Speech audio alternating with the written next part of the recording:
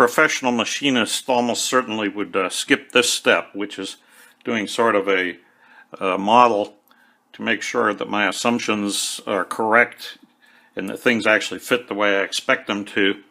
But since I'm an amateur, you know, I want to be careful that I have not overlooked anything before I start cutting up, you know, a $40 or $60 piece of bar stock. So I'm going to use the wiggler to find the end here and then to find the width so I can find the center in order to cut the keyway.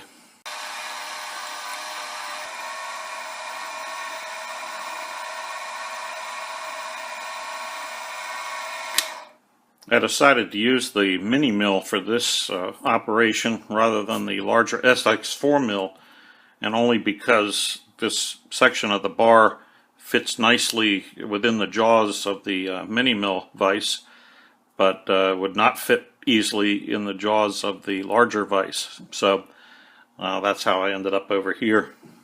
But this will be a pretty lightweight cut, so the mini mill should be fine for this job. I've run a transfer punch through the cross hole so that I can use this to visually align the workpiece so that the cross hole will be perpendicular to the keyway that I cut. But now that I've got it lined up, I can take the transfer punch out. Now I'll use the wiggler on the end of the workpiece to set my x-axis 0 for measuring the length of the keyway.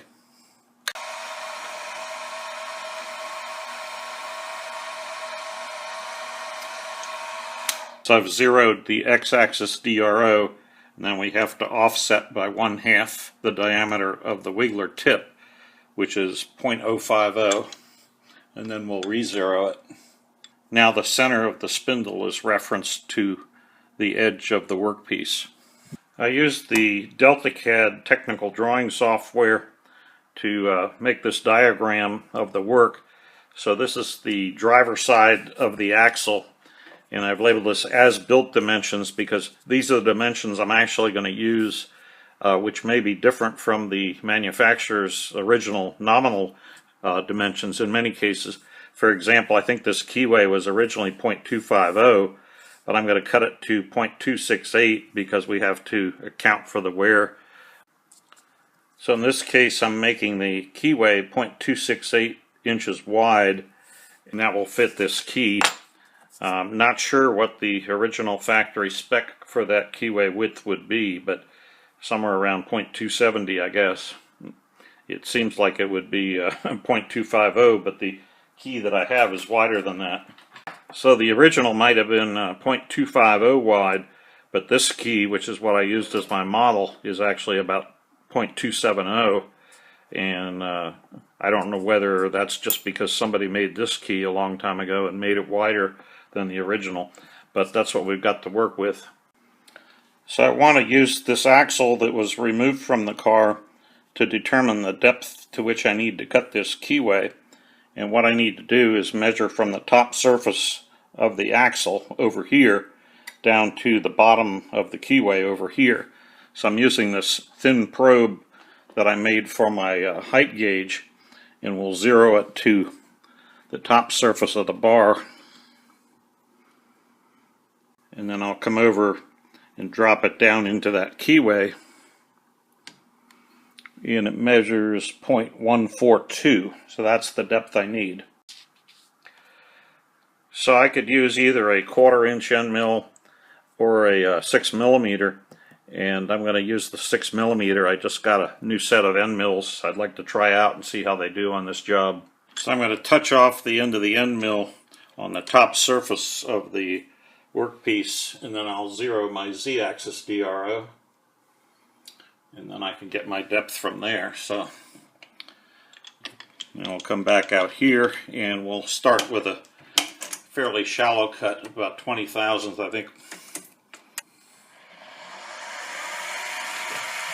And I'm going to try initially to make these cuts without any cutting fluid, because I don't want to generate a lot of smoke if I can avoid it. We'll use the power feed.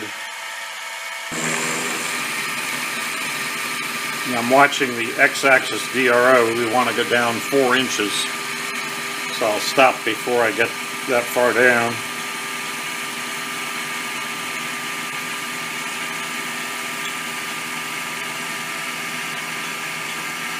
The end mill seems to be cutting pretty well without cutting fluid.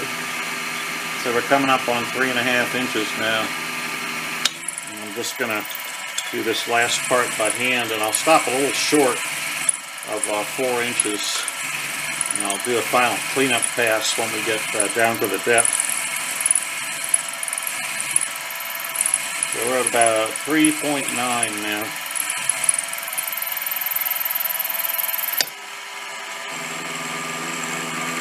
Just back it out. I'm not going to try to cut going on the other direction, although I guess I could, but I'd have to do a plunge cut, which I'd rather avoid. So I'm going to just be conservative. We'll go down another 20,000. I think I'll speed up the spindle speed a little bit. It's a carbide end mill, so it can run pretty fast.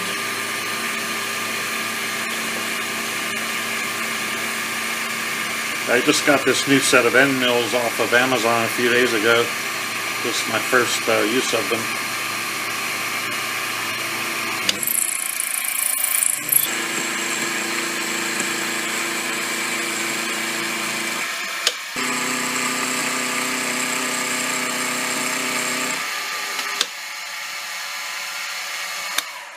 Our target depth is 142, and I'm at about 121 right now.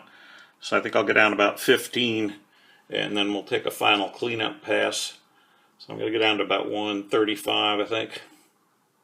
Well, here's my plan to bring the keyway to final width. We're using a 6mm end mill, which is 0.236 inches in diameter. And the final width of the keyway is to be 0.268 inches. So we've got 0.032, 32 thousandths left to remove. And I want to split that on either side, so half of 32 gives us plus or minus 0.016 from the center. So we'll offset the end mill by that amount using the DRO in the Y direction. Although the plan calls for plus or minus 0.016, I'm actually going to go plus or minus 0.012, I think, to start, and then we'll take a measurement just to make sure we're on track before we set that final width. I don't want to overshoot.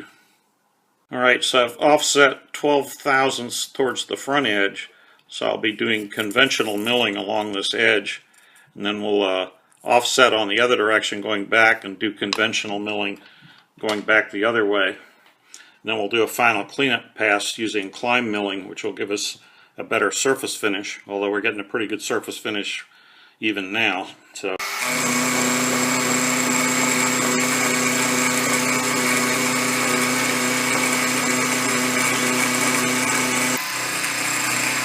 now I want to come up to our final length of 4.00 inches now, so we'll go ahead and move out to the end of that cut here.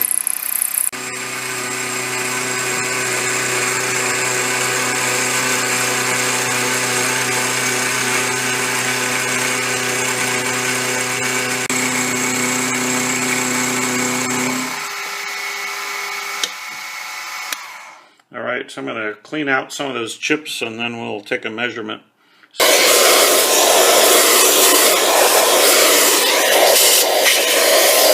I'm ready to take another pass, remove a little bit more from the sidewalls and from the depth.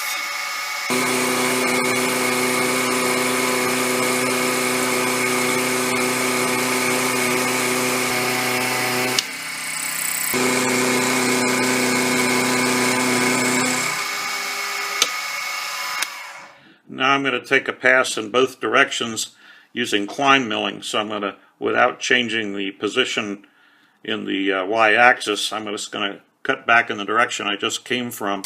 But in this case we'll be doing a climb milling cut, which should give us a slightly better surface finish, although it looks pretty good. But before I do that, I want to clear the chips out. Those chips will get ground up back into the already cut material and make a worse finish. That's actually a pretty good looking finish as it is, but we'll do it anyway. Probably mess it up on the way back. That's what usually happens, you know, when you overbake it.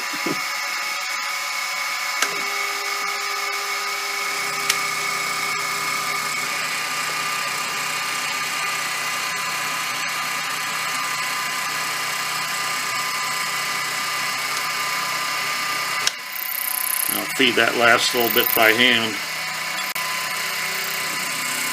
There we are. And now I'm going to come forward again, cross through the center, and come back 16th thou towards the front. And then we'll make a climb milling pass back towards the other end. Doesn't sound like it's doing any cutting, or very little.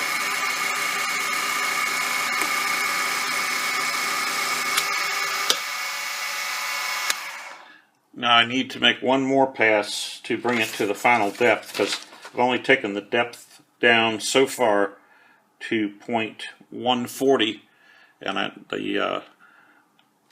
the depth on the plan is 0.142, so I'm going to drop it down just about 2 thou here.